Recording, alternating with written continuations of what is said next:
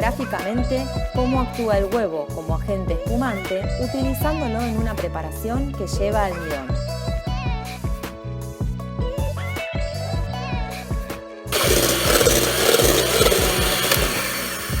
Bueno, tenemos acá nuestras claras batidas a nieve. Por supuesto es una emulsión, una dispersión de aire dentro de agua. Veamos un ejemplo, la clara era transparente, ¿sí? Al batirla, al incorporar aire, se vuelve de color blanco. Es una dispersión lumínica. Es como si agarrara un pedacito de vidrio o cristal, lo rompiera en muchos pedacitos y lo pusiera dentro de un recipiente, también se vería de color blanco. Debido a que la clara es blanca, o sea una emulsión, de la misma forma la leche y la crema también son blancas porque también son una emulsión. Bien, entonces tengo acá unas claras batidas a nieve que las vamos a usar para hacer un soufflé. Tengo acá la crema pastelera que hicimos hace unos minutos junto con la crema inglesa, y hablemos un poquito de las salsas.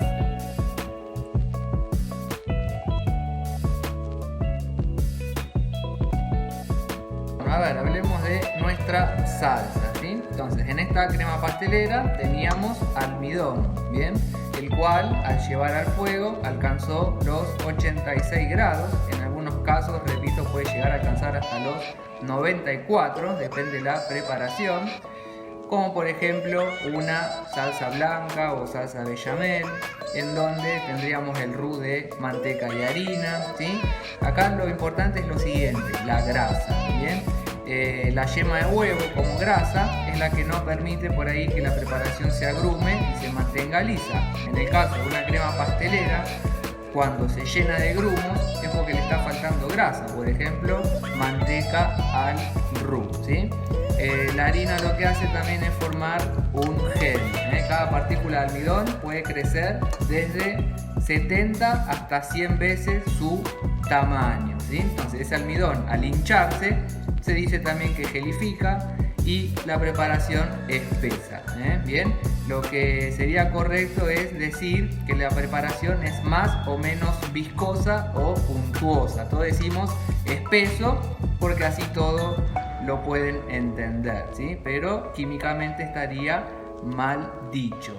Bien, acá es la preparación más o menos viscosa, que quiere decir que la velocidad del líquido disminuye. No deja que esa almidón o harina hagan que ese líquido fluya o se mueva libremente. Bueno, ahora con esto vamos a hacer un soufflé. Bueno, vamos a preparar un soufflé.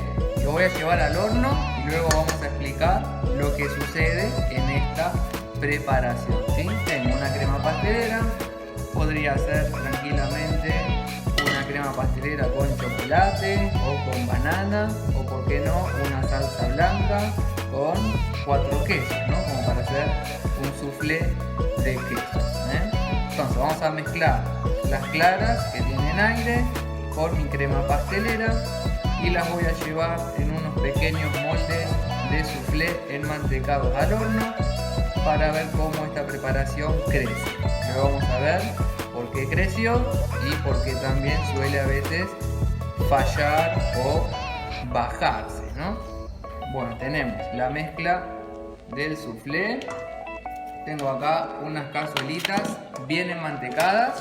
Importante que estén mantecados para que la preparación se deslice y crezca. Ahí va. Lo llenamos hasta 3/4 y lo vamos a llevar al horno 15 minutos.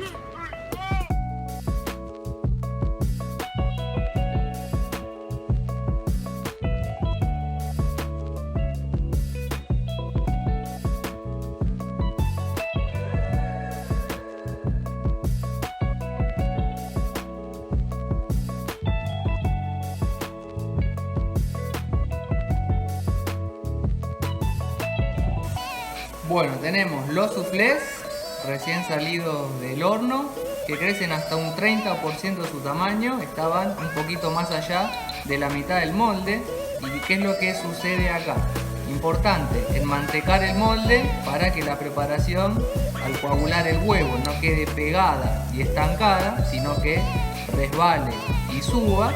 Y lo que pasa es lo siguiente, ahora van a ver cómo se va a empezar a desinflar, ¿sí? Al entrar al horno, la preparación tiene agua, tiene líquidos. El líquido se transforma en vapor, pasa de líquido a estado gaseoso. El vapor va hacia la superficie, ¿bien? Entonces las burbujas de aire de la clara se expanden, haciendo que la preparación crezca. A salir del horno, muchos piensan, uy, el soufflé me salió mal, se me bajó. Es una preparación que normalmente se baja, ¿sí? Ahora te explico cómo se usaba el soufflé. El tema es el siguiente, la burbuja de aire está llena de vapor, está bien inflada y al salir del horno y perder temperatura, el gas se condensa, se vuelve a transformar otra vez en agua y como verán ahora, el mismo peso del agua hace que la preparación se baje un poco, ¿sí? El soufflé era una preparación muy antigua, que era un show del cocinero que rápidamente lleva el soufflé a la mesa para que se vea inflado, como ustedes lo vieron hace un ratito, ¿sí? Luego se empieza a bajar y ya está en temperatura como para degustar, ¿bien? Carne. La carne es el tejido muscular de los animales que es utilizado como alimento por los seres humanos, proporcionando altos niveles de proteína, minerales esenciales, vitaminas del grupo B y aminoácidos esenciales. El tejido muscular es el responsable de los movimientos corporales.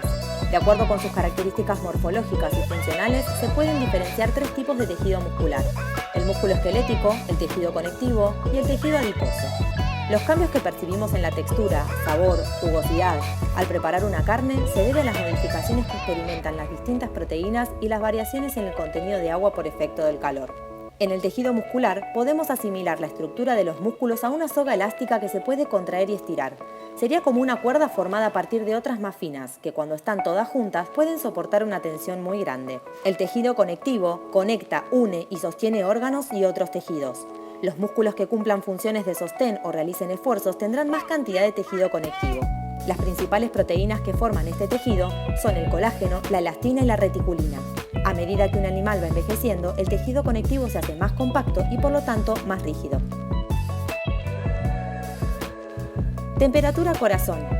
Definimos como temperatura corazón a la temperatura tomada en el centro de la pieza de carne para definir su punto de cocción y verificando de la correcta cocción para eliminación de bacterias. En el caso de las carnes rojas tenemos distintos puntos que se pueden lograr en relación al diámetro de la pieza de carne y por ende al tiempo de cocción para llegar a estas temperaturas. Los puntos de cocción buscados por el comensal son diferentes a las temperaturas aptas bromatológicamente. Bueno, a ver, vamos a ver ahora el tema de las carnes. De a poquito estoy sellando unas carnes. Me quedo callado para escuchar el chillido, ese sonido que se está largando, Bueno, ¿qué es ese sonido? Si acá estamos sellando la carne, ¿bien? El sonido que estamos escuchando es el agua o el jugo de la carne que se están saliendo debido a la coagulación de la proteína, ¿sí?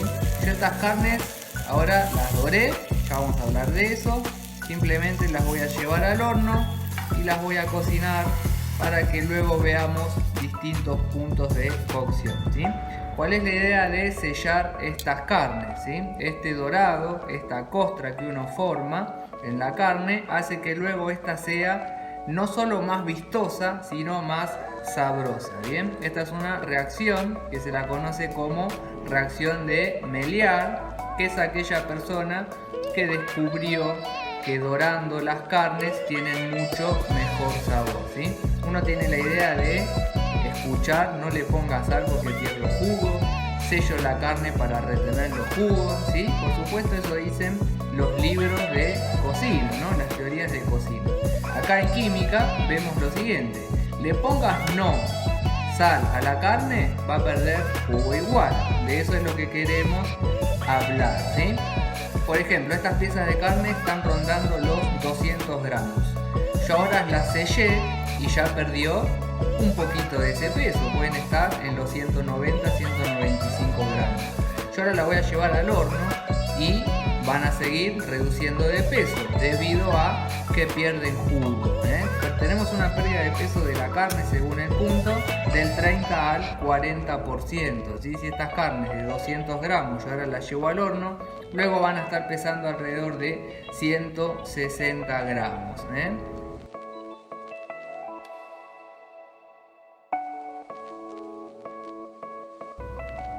Bueno, tenemos nuestras carnes que salieron del horno. Hablamos hace un ratito de la reacción de Maillard, que es el dorado de las carnes. Pero veamos lo siguiente, ¿no? La coagulación de la proteína. Las carnes ahora salieron mucho más pequeñas. Tenemos hasta un 40% de pérdida de peso, ¿sí? Por ejemplo, esta que tenemos aquí es la que más tiempo estuvo dentro del horno. Esta la cocinamos 20 minutos, 16 minutos y esta estuvo 11 minutos, para que tengan más o menos una idea de cuánto se cocinaron. Bueno, acá tenemos una de las carnes en donde tiene un color todavía rosado. Eso quiere decir que esta carne no superó los 66-67 grados, ¿sí? El color rojizo de una carne se lo debe a la mioglobina. La mioglobina es lo que le da color rojo a la carne y esta se degrada por allí arriba de los 68 grados. Para que una carne deje de tener ese color rosado, tiene que estar a mayor temperatura. Esta carne está a más de 70 y esta está a menos de 66. Por eso la diferencia de color. Ambos todavía tienen humedad. Y esta es la que más tiempo estuvo. Tiene el color más gris de todos. Bueno, ahí va. Ahora, el tema es el siguiente. De uno querer hacer que estas carnes se deshilachen, ahí ya tenemos que cambiar el método de cocción y llevarlo a una cocción larga, de más de 2 horas con humedad, como por ejemplo un breceado, un estofado, guisado o, por qué no, un hervido. Bien, y de esa forma las carnes quedarían súper tiernas.